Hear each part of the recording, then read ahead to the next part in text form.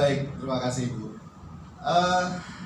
Tentu pertama kali saya mengucapkan terima kasih nih teman-teman semua. Boleh saya panggil teman-teman? Boleh ya. Teman-teman semua mau bergabung dalam workshop Service and Productivity Mindset yang diselenggarakan oleh PT Samudra Nayaka Geraha Unggul atau SAMU. Di sini pesertanya beragam, tidak hanya dari BPJS Tenagakerjaan, walaupun mayoritas BPJS Tenagakerjaan ada sekitar 15 orang. Boleh kita kasih tepuk tangan teman-teman BPJS Tenagakerjaan. Kemudian ada dari PT Nayaka Era Husada, ada 6 orang kalau nggak salah, betul ya? Oke, tepuk tangan dong buat teman-teman Nayaka Era Husada. Kemudian ada dari Dana Pensiun Karyawan BPJS Tenagakerjaan. Oh, ada di belakang. Oke, ada 4 orang. Saya nggak hafal semua gitu ya. Kemudian ada dari sekuritas ya. Udah ada yang hadir dari sekuritas? Oh, belum ya? Ada 4 orang ya dari sekuritas dan nanti akan bergabung bersama-sama kita di sini. Saya ingin juga menyapa trainer kita pada pagi hari ini sampai nanti sore, Bapak Wiweko Adi Nugroho. Silakan Pak, Pak Wiweko, kasih aplaus untuk beliau. Terima kasih sudah hadir Pak Wiweko, dan insya Allah nanti acaranya sampai sore Bapak yang pegang semua ya. Dan ini tanggung jawab Bapak loh. Insya Allah. Ya, baik teman-teman semua, kegiatan workshop ini adalah yang kedua yang diselenggarakan oleh PT Samudra Nayaka Geraha Unggul atau SAMU ya, saya bilang SAMU aja. Sebelumnya di bulan lalu kami juga buat workshop dan alhamdulillah diikuti hampir 42 orang gitu ya. Tempatnya kebetulan lebih luas dan ini lebih sedikit karena tempatnya juga terbatas. Kami hanya membuka 30 tempat saja untuk workshop kali ini dan alhamdulillah 30-nya semua akan sudah punya semua tempat duduk di sini. Artinya sudah ada orang yang akan duduk di tempat-tempat duduk ini, hanya saja belum lengkap saja. Nah, workshop ini judulnya Service and Productivity Mindset. Sebenarnya lebih mengarahkan agar kita semua bisa melayani dengan hati. Katanya service yang paling bagus itu ketika kita bisa melayani dengan hati. Ketika bicara pelayanan dari hati dengan hati, bukan hanya nanti berdampak kepada orang atau customer ataupun konsumen gitu ya, tapi juga akan berdampak pada diri kita sendiri. Kenapa? Karena otomatis hatinya yang dipakai hati kita kan, bukan hati orang ya. Dan akan lebih ikhlas kelihatan ketika kitanya memang sudah ikhlas untuk memberikan pelayanan atau servis.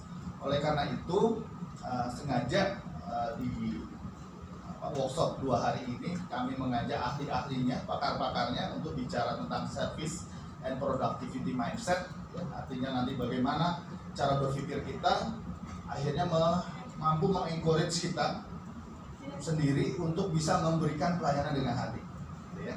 Ada Pak Wiweko Adi Nugroho 1 hari ini ya yang akan bicara tentang service and productivity mindset secara umum, dan juga nanti ada beberapa hal yang saya kira saya ikut beberapa kali trainingnya Pak Wiweko, menarik, banyak mainnya Pak ya. Nanti juga teman-teman akan lebih banyak bermain. Kemudian besok dengan Mas Ilbram Dunar ya akan bicara tentang komunikasi juga dengan berbagai cara ataupun teknik yang beliau kembangkan. Kemudian di akhir hari besok mulai dari siang sampai sore hari akan hadir Bu Sasnas Hab ya, lebih kepada bagaimana memotivasi kita semua untuk bisa memberikan pelayanan dengan hati. Harapan saya teman-teman menikmati workshop hari ini dan besok, baik yang menginap maupun tidak menginap ya, dan bersenang-senang gitu, karena memang kalau dalam teknik edukasi buat orang dewasa justru bersenang-senang itu penting gitu dibanding yang seriusnya. Kalau serius di kampus saja gitu ya kuliahnya cari pengetahuannya, tapi kalau di workshop seperti ini kita bersenang-senang. Itu saja, dan tentu mohon maaf teman-teman kalau nanti dalam pelaksanaan workshop ini masih ada hal-hal yang kurang, dan nanti kami minta feedback di akhir acara ini agar kami bisa melakukan acara-acara atau kegiatan seperti ini dengan lebih baik lagi. Demikian saja saya kira. Terima kasih sekali lagi, saya akhiri. Assalamualaikum warahmatullahi wabarakatuh. Selamat pagi, salam sejahtera untuk kita semua. Terima kasih kepada Bapak Hari Kuswanda selaku Direktur PT Samudra Nayaka Geraha Unggul. Selanjutnya akan ada saksi briefing dari tim Aston Premier. Silakan Pak.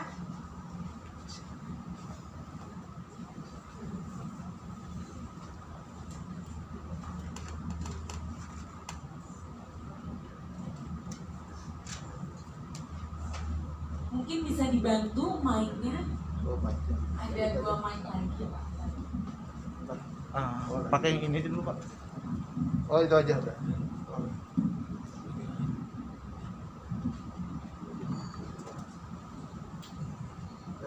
Assalamualaikum warahmatullahi wabarakatuh. Waalaikumsalam. Selamat pagi Bapak dan Ibu. Selamat datang di kantor Gratis Mata Bapak dan Pemerintah. Perkenalkan, nama saya Ruby dari Sekretaris Departemen. Pada kesempatan ini diizinkan kami untuk menyampaikan prosedur keselamatan kadar darurat di Hotel Asal Gratis Mata Bapak. Gedung ini terdiri dari 26 lantai, di mana untuk safety sudah dilengkapi dengan standar internasional meliputi detektor, safety system, alat pemadam api ringan, dan juga tangga darurat.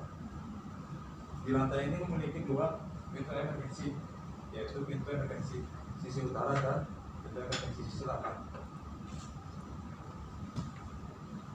Kami juga memiliki emergency response team yang sudah terlatih apabila terjadi keadaan darurat untuk merespon dengan cepat apabila terjadi keadaan darurat yang sebenarnya. Terus kemudian untuk dalam keadaan darurat, Bapak Ibu bisa langsung keluar dan menuju ke area pintu emergensi yang terdekat, selanjutnya menuju ke lantai dasar, dan nanti akan dibantu oleh tim dari hotel sendiri untuk mengarahkan ke area titik kumpul, yaitu di assembly point. Untuk area assembly point berada di samping kanan gedung, area parkir di area ground. Sedangkan untuk informasi tambahan, untuk musyawarah wanita berada di lantai 25, dan juga untuk pria musyawarah di lantai 23. Untuk hospitality ada di basement 1, buka dari jam 8 pagi sampai jam 8 malam. Ini itu aja informasi singkat yang kami dapat sampaikan. Terima kasih. Assalamualaikum warahmatullahi wabarakatuh. Iya Pak, kita kasih tepuk tangan ya. Mungkin mau manggilnya teman-teman aja kali ya, gitu. Karena dia sama kayak Pak Hari tadi. Oke, pagi ini di tengah-tengah kita akan kehadiran seseorang pembicara yang memang ahli di bidangnya dan akan membagikan pengalaman juga ilmu kepada teman-teman semuanya pagi ini. Sebelum saya undang pembicara kita di sesi 1 pagi ini, izinkan saya untuk membacakan profilnya terlebih dahulu. Pembicara kita di sesi 1 aktif sebagai Presiden Director Lead and Beyond Award winning consulting company which focuses on corporate culture and customer experience and leadership. Selain itu, beliau juga menjabat sebagai Head of Compartment Infrastructure for Indonesia Chamber of Commerce and Industry atau yang biasa kita kenal Kadin. Selain itu, beliau juga menamatkan pendidikannya di Luzern, Switzerland. Kasih tepuk tangan dulu dong. Selain itu, beliau juga memiliki berbagai sertifikasi dari lembaga dalam negeri maupun mancanegara. Kita sambut dengan meriah yang terhormat Bapak Wiweko Adi Nugroho. Terima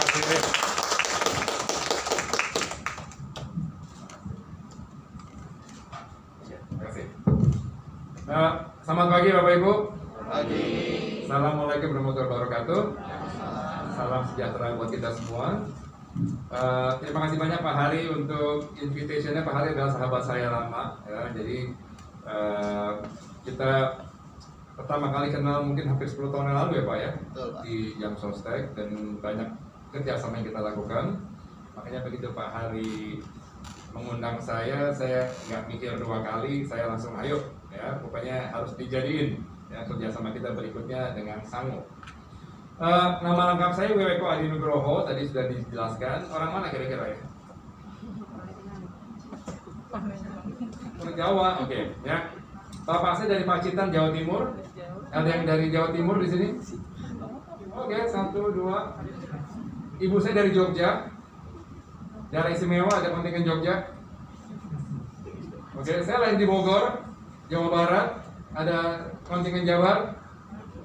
Oke, ya jadi saya orang mana kira-kira? Indonesia. Ya, nggak mau orang Indonesia lah, ya. Saya tadi menamatkan studi di Swiss, cuma saya mesti jelasin kenapa kok saya mesti harus ke Swiss ya. Bapak ibu saya profesional, jadi orang bekerja seperti Anda. Dan saya sejak kecil dengan dua adik saya itu suka diajak traveling kalau pas lagi libur sekolah. Nah selama traveling itu saya ngamatin kalau saya dan keluarga sedang ke bank ketemu dengan teller, saya tuh ngamatin tuh interaksi antara teller, customer service dengan kami sekeluarga. Kalau saya diajak naik pesawat terbang, mulai check in, kemudian boarding, ngambil bagasi, ya itu saya ngamatin juga tuh, ya pengalaman interaksi kita sebagai customer. Ke rumah sakit, belanja ke supermarket, saya tuh selalu ngamatin dan saya orang yang sangat bagus dalam mengobservasi orang. Nah dari situ kemudian saya terpikir untuk sekolah. Kira-kira bidang studi apa ya yang bisa mempelajari interaksi antara customer dengan pemberi servisnya? Ekonomi kok nggak nyambung, teknik juga nggak nyambung. Nah yang paling relevan menurut saya pada saat itu 25 tahun yang lalu itu hospitality. Jadi saya minta izin dan restu juga dana ya ke orang tua saya dan saya bilang ini, Bapak Ibu, tolong kirim saya di sekolah terbaik di dunia, di mana saya bisa belajar mengenai hospitality. Dan salah satu sekolah terbaik untuk hospitality itu dari Swiss. Ya, jadi saya belajar di sana 5 tahun. Kemudian saya belum pengen pulang ke Jakarta, belum pengen pulang ke Indonesia. Ya, jadi waktu saya masih kuliah, saya merasa bahwa gimana caranya semua teori, ya semua konsep ini bisa diimplementasi. Dan alhamdulillah saya join di Singapore Airlines, ya, bukan sebagai cabin crew, bukan sebagai cockpit crew, tapi sebagai consultant. Jadi di sana kami belajar sambil jalan saya akan cerita. Di sana saya belajar banyak bagaimana Singapore Airlines itu memformulasikan strategi customer experience-nya, strategi service-nya, sehingga bisa menjadi legend seperti sekarang. Ya, kita dengar Garuda berita-berita yang saya pribadi sebagai orang Indonesia sedih. Ya, bahwa udah nggak ketolong katanya. Ya. Nah, sementara Singapore Airlines nggak pernah punya isu itu, karena mereka dari awal clear sekali misinya. Kita mau menjadi the most profitable airlines in the world. Dan meskipun digempur sama ada Emirates lah, ada Qatar, ya mereka tetap bisa menjadi the airlines of choice. Nah, sekarang gimana caranya? Ya konsep-konsep atau strategi yang SQ punya ini bisa diterjemahkan ya, sesuai dengan apa peran Bapak Ibu di tempat Anda bekerja untuk mendesain satu experience yang remarkable. Nah, kemudian setelah kurang lebih saya 6 tahun bekerja jadi back and forth Jakarta Singapura, Indonesia kena krisis. Ya, tahun 98. Anda ada di mana tuh 98? SMA ya. Jadi mungkin masih belum terlalu ngerti apa dampaknya gitu ya buat Anda ya. Belum seperti sekarang, belum bekerja soalnya ya. Jadi banyak sekali bank yang dibekukan operasinya, bahkan dilikuidasi. Ya, karena banknya dilikuidasi, banyak perusahaan-perusahaan juga harus tutup. Jadi karyanya di layoff semuanya. Nah, waktu itu namanya ada satu task force yang dibuat oleh Presiden untuk membantu merecover ekonomi Indonesia, namanya BPPN, Badan Penyihatan Pertahanan Nasional. Ya. Nah, saya bantu dari luar untuk tadi, ya gimana caranya membuat sebuah kultur yang efektif, karena BPPN itu umurnya nggak lama, cuma 5 tahun, dan harus membantu merecover ekonomi Indonesia. Ya. Terakhir, pertama kali saya masuk di sana sebagai konsultan, tapi kemudian mereka minta saya masuk sebagai karyawan di BPPN, dan tugas saya adalah membuat BPPN Center di 33 provinsi. Ya, jadi gimana caranya customer yang mostly tidak happy, ya bahkan bawa pistol ke karyawan saya, bahkan nyulik karyawan saya gitu ya, supaya sertifikatnya keluar. Ya, pokoknya udah berbagai macam intimidasi. Tapi alhamdulillah misinya bisa berjalan dengan baik. Dan justru di tahun terakhir saya nggak lagi di customer care, tapi saya di HR. Yang tugas saya adalah mempersiapkan 2.500 karyawan BPPR seluruh Indonesia untuk bisa balik ke tempat kerja atau dia rekrut, ya, karena tugasnya sudah selesai. Nah, sudah selesai BPPR-nya, saya punya pilihan mau jadi profesional bisa, karena saya punya network yang bagus, ya. Saya mau kerja di bank, mau kerja di private company, bisa, nggak ada masalah gitu. Nah, tapi saya tipe anak muda seperti Anda mungkin yang suka adventure, suka challenge. Dan pada saat itu sahabat saya sedang menjadi ketua HIPMI. Ada yang pernah dengar HIPMI? Apa HIPMI? Himpunan Pengusaha Muda Indonesia, ya. Orang tua kita bersahabat, dia jadi ketua HIPMI. Nah, sekarang kebetulan dia jadi Mas Menteri Pariwisata dan Ekonomi Kreatif. Jadi saya banyak ngomong dengan Mas Andi bilang, udahlah kok, ya, nggak usah kerja sama orang lagi, jadi pengusaha aja lah. Dan tolong bantu kita nih di HIPMI. Kenapa? Karena kita ini pengusaha muda yang besar di jalan.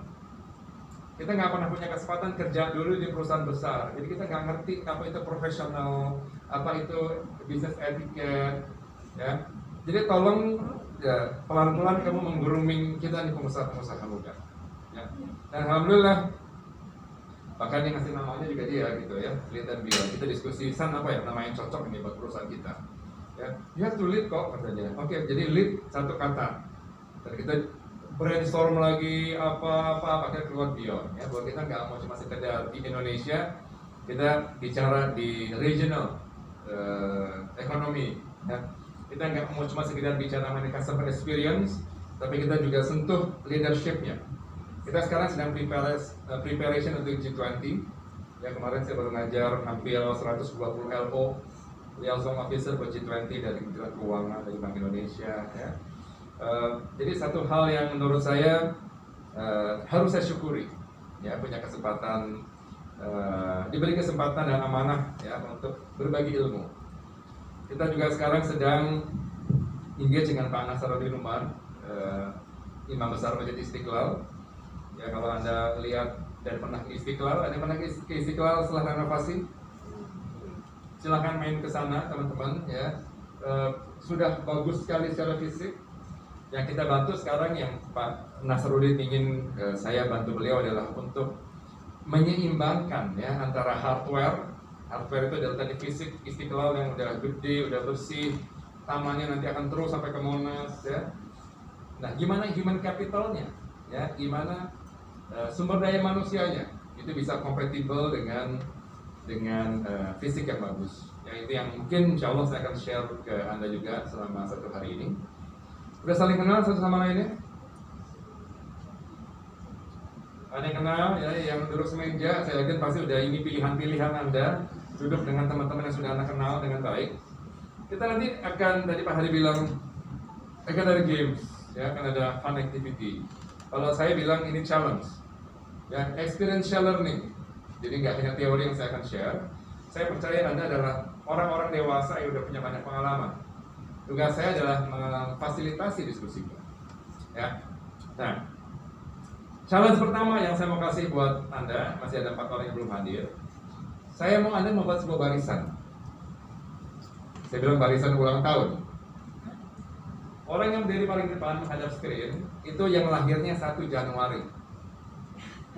Terus di belakang yang nempel ke tembok yang lahirnya 31 Desember.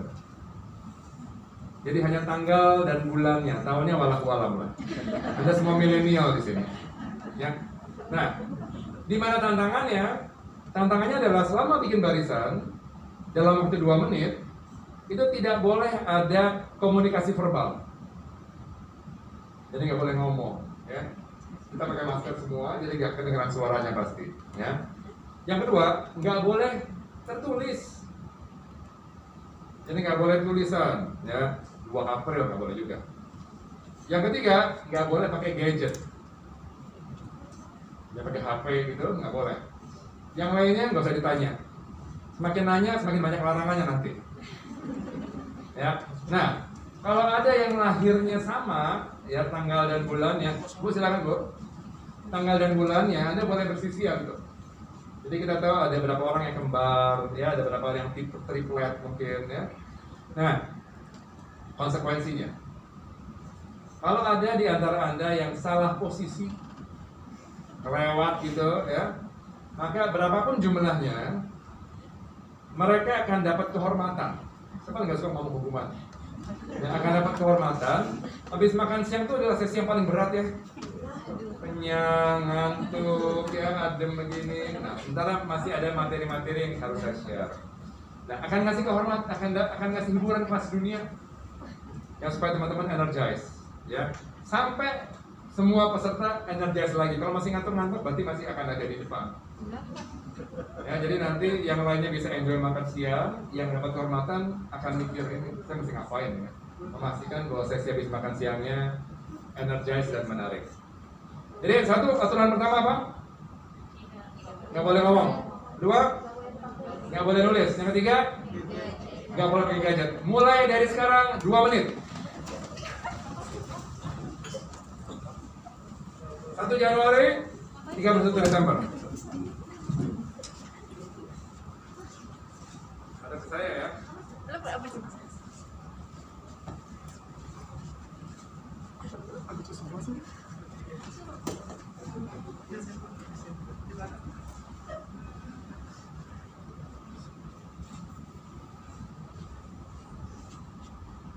Kalau ada yang sama di sebelah kiri kanan boleh.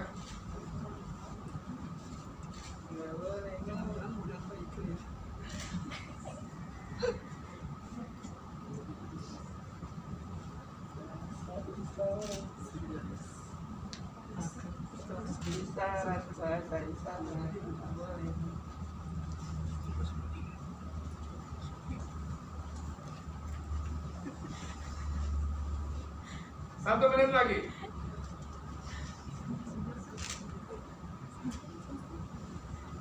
Satu Januari, 31 Desember.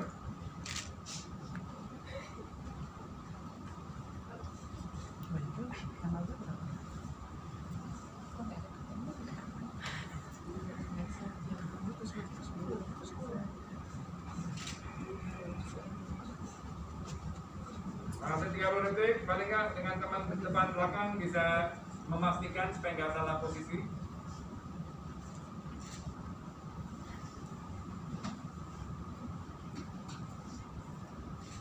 10 detik lagi.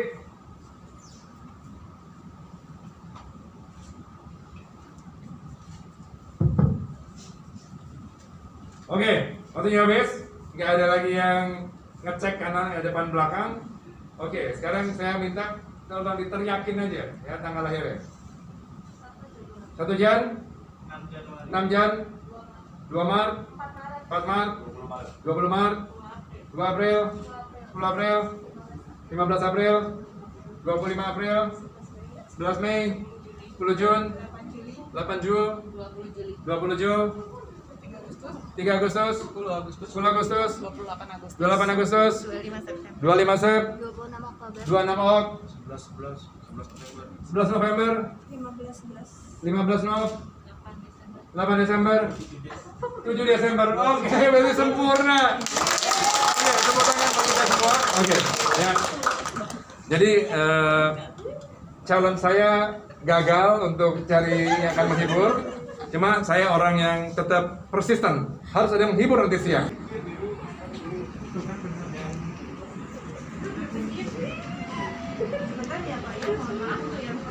Udah, dia.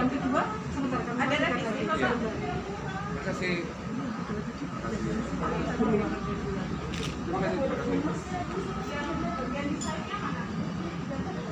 Kok warnanya biru sama merah doang?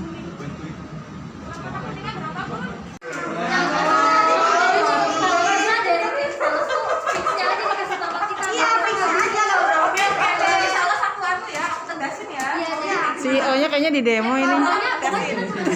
Diproduksi masih ada biru. Nanti dibikinin biru. 3. Tiga yang besar. Terus merahnya pas. Kecilin aja biru tinggal sama yang tadi dikecilin dulu yang Berarti yang sekarang jadi urutannya itu merah, ini ya, kuning, sedang, biru gede, terus balik lagi merah, kuning, ini yang udah gede. Ini dia berputar. Merah, kuning, biru. Jadi dari kecil sampai besar. Merah, kuning, biru, merah, kuning, biru. 9. Biru 3. Iya. Merahnya berapa? Biru besar. Ini yang paling besar. Merah udah. Kuning sedang. Ini Ada di balik lagi. belum ini kurang kuning katanya. Tadi yang bicara Nggak laku lagi ini. Yang ini hasilnya double. Jadi 2 kali.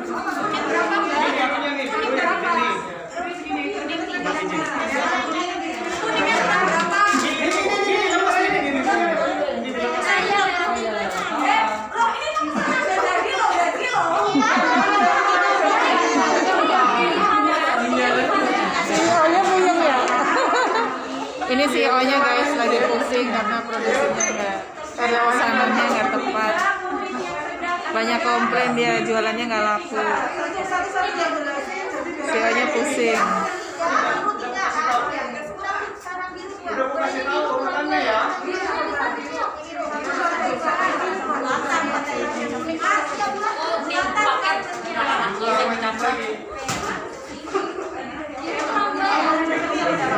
Sini aja kelihatan.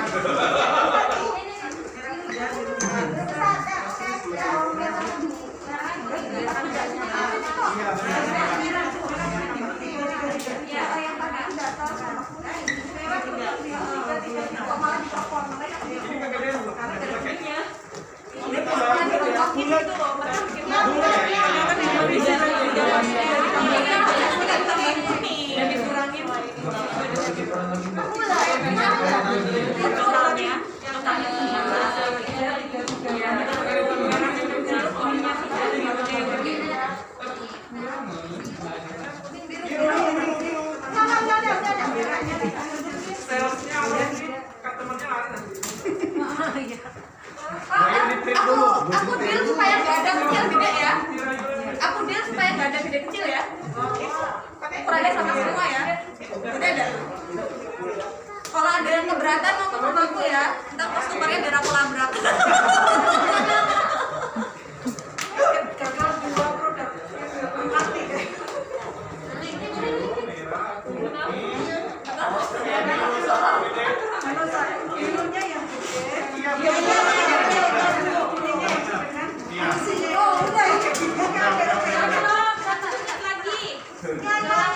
Tim produksi kalau ada kesulitan Ayo mana delivery? Bisa tapi Jangan sampai lupa. Yes, Ayo dapat bonus, dapat bonus.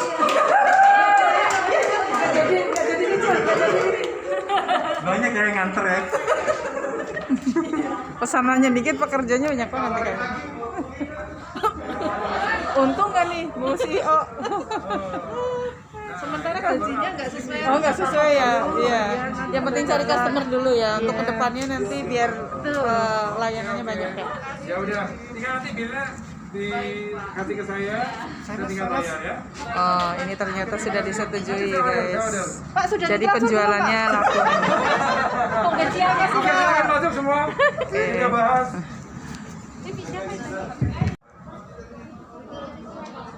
Nggak persisnya ngapain? Oke, tugasnya memastikan bahwa barang yang diproduksi sesuai kualitasnya. Oke, itu satu. Ada nggak yang mereka bisa lakukan untuk meminimalisir? Ini kan tadi kan sales nggak tahu yang dijual apa. Sales tahu nggak yang diproduksi apa? Yang tahu siapa? Apa? Bagian produksi. Yang menjembatani Anda dengan bagian produksi siapa? Delivery. Mereka masih tahu nggak? Mereka masih tahu. Kaget banget lihat balon ternyata. Oke. Anda memang minta barang dari bagian delivery? Belum? Jadi Anda nggak minta, udah diantar? Oke, saya tanya bagian Anda ya. Siapa yang nyuruh Anda nganterin barang ke bagian sales? Sales nggak minta. Oh, produksi ngasih? Oke, tadi Anda bilang bahwa meskipun kita belum tahu customer maunya apa, harusnya inisiatif sendiri. Terakhir kita yang salah, Pak.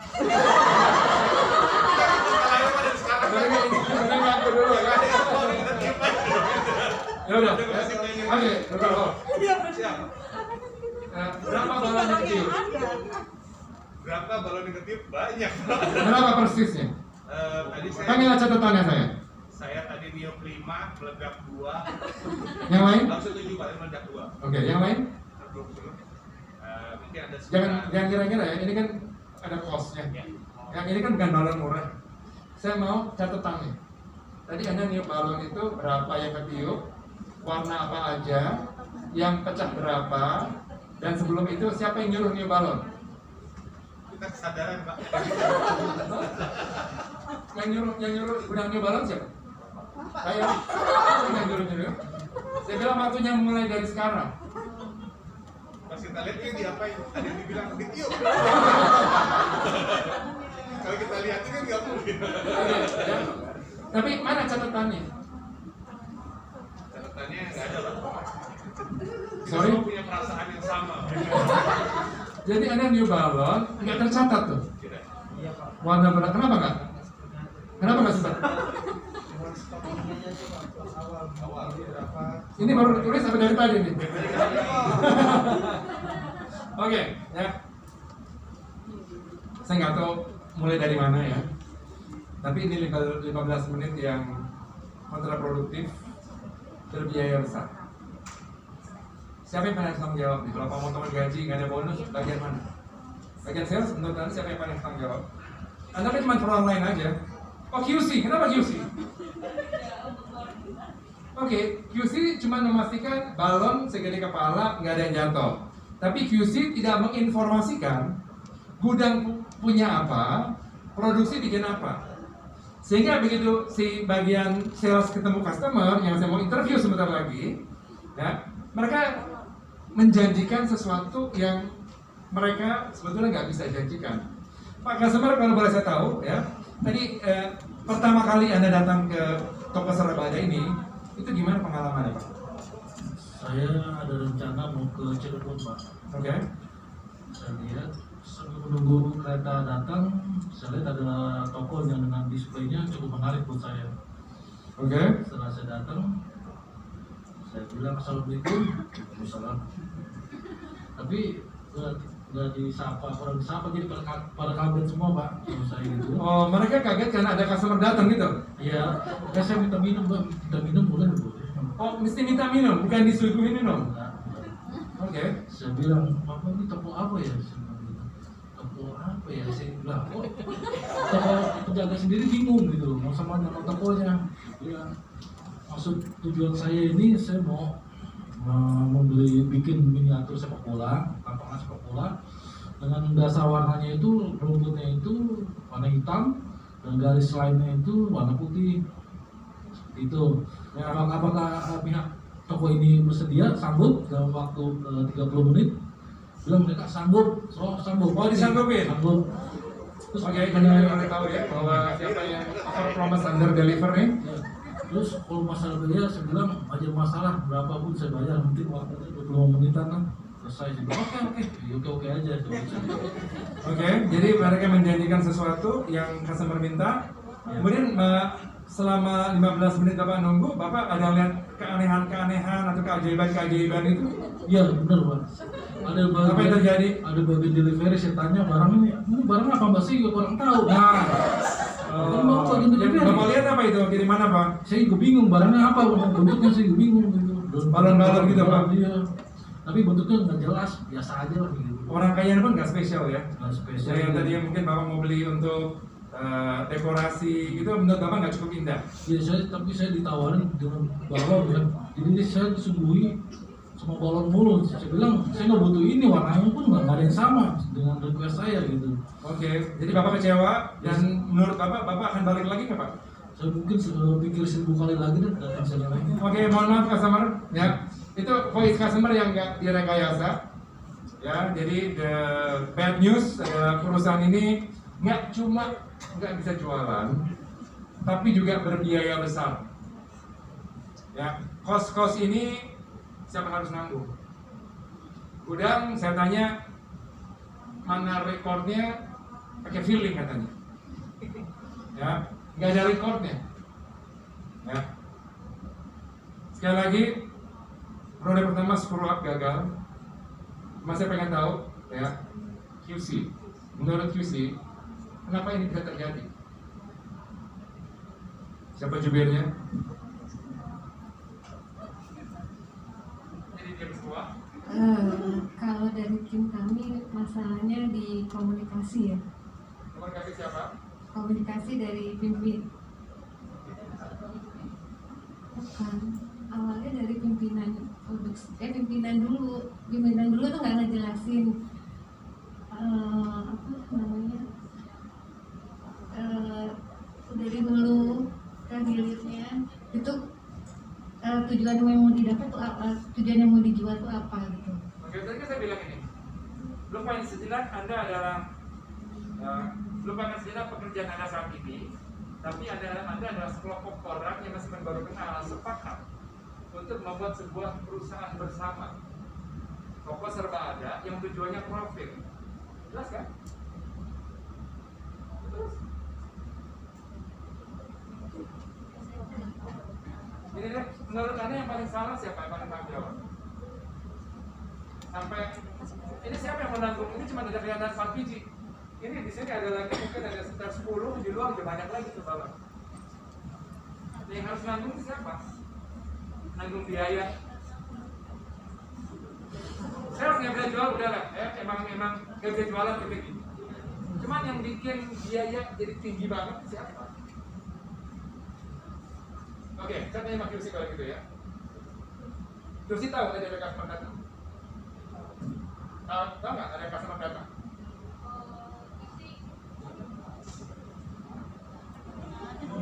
Bilang iya, salah, bilang nggak juga salah. Oke, QC tahu nggak ada customer datang? Kok bisa nggak tahu? Anda ada di mana-mana saya bilang. Dibagi per bagian. Bukan berarti bagian salesnya nggak ada yang ngawasi dong.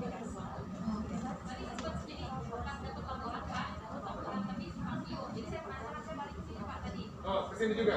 Ketemu customer yang lihat? Iya, lagi ini lagi komplain.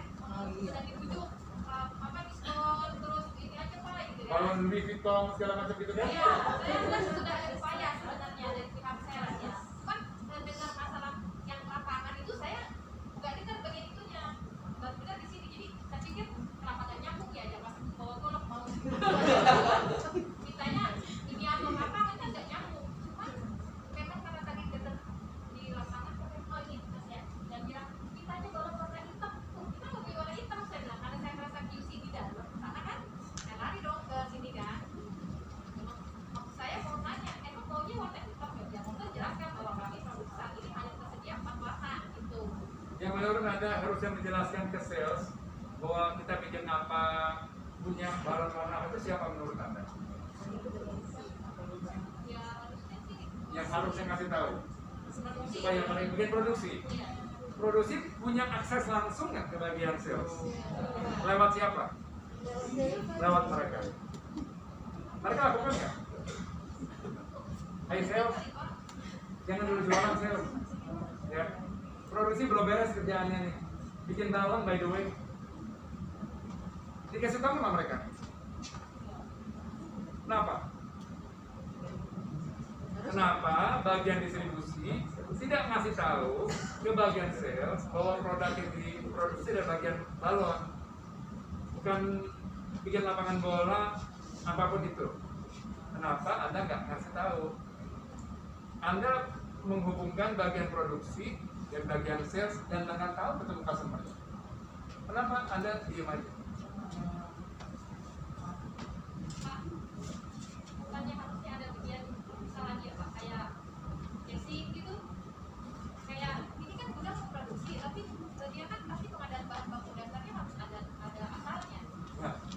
itu kita nggak mikirin ya, kita tidak mikir casing sudah beli dan mereka nyetok. Tugas mereka adalah ngeluarin barang sesuai yang dibutuhkan. Ada yang saya tanya, ada di barang itu dasarnya apa? Permintaan dari siapa? Pertama pada ketersediaan barang yang ada di kita. Kalau kemudian identifikasi diminta sebesar kepala, itu berarti kami harus diuk. Kalau tidak kami jual karetan, Pak. Gitu. Lalu kemudian tadi sih kami juga agak kaget pada saat ada yang datang kita lapangan bola. Padahal harusnya sebagai customer pun dia sudah tahu bahwa ketika dia lihat display, karena kan dia tertarik akan display. Customer tadi lihat displaynya balon apa macam-macam? Sekali kan datang lihat display, kasih tahu. Tapi ada bagian delivery nggak tahu bentuknya nama barangnya apa sih, itu kurang tahu. Nah, saya bingung. Nggak mungkin bahwa Anda datang ke sini mau beli pakai sepak bola, karena alasannya apa? Karena mungkin di sini saya perhatikan display di komputer sama dia dan saya pikir saya menanyakan bahwa saya seperti ini dan mereka sales atau dia sales yang mungkin saya mau. Padahal display kartu baru. Bela diri saya. Bola nggak? Ada display main sepak bola. Itu poin paling nggak? Terima kasih. Tapi nggak salah. Belum ada. Oh jadi oke ya. Customer datang melihat display balon, tapi customer kepikir untuk order lapangan sepak bola. Customernya modus tuh Pak, salesnya cantik-cantik soalnya. Customernya tricky aja menjadi alasan untuk bisa berinteraksi. Oke, singkat kata aja, bagian sales menurut Anda paling tanggung jawab siapa? Customer.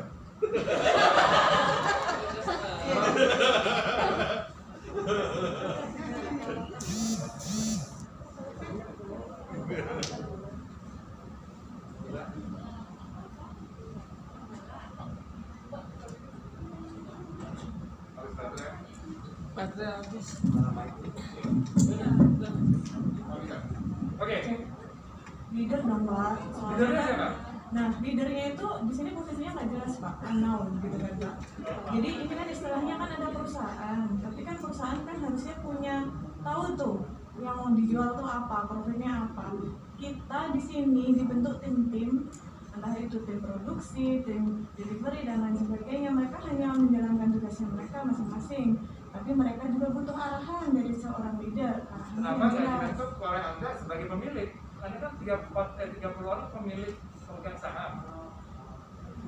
Kenapa langsung bekerja, nggak minta waktu untuk menentukan siapa leadernya, siapa CEO-nya? Dan kenapa begitu disuruh jalan, langsung jalan, baru kepikir sekarang, bukan pada saat Anda bekerja? Hah? Bagian distribusi, menurut Anda paling tanggung jawab siapa?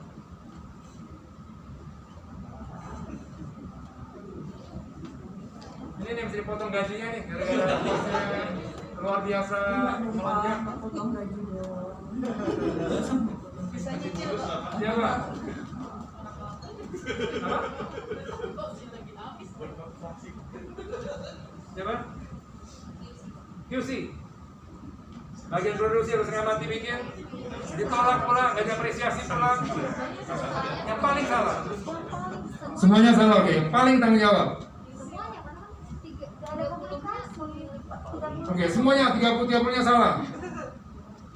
Yang salah pimpinan segini kan. Siapa pimpinannya? Saya bilang bahwa Anda 30 orang pemilik. Saya bukan siapa-siapa. Saya bukan siapa-siapa. Saya Masa lupa ya. Ya udah, kita coba bareng-bareng ya. Dia coba bareng-bareng ya. Kini udah pada kusut-kusut banget gitu ya. Gak apa-apa Bu Ibu, ya Bunya ini kan hari Senin jadi harus tetap semangat. Gitu ya. Jadi kalau aku bilang work service and productivity mindset, jawabnya gimana? Bisa. Nah, ulang sekali lagi ya.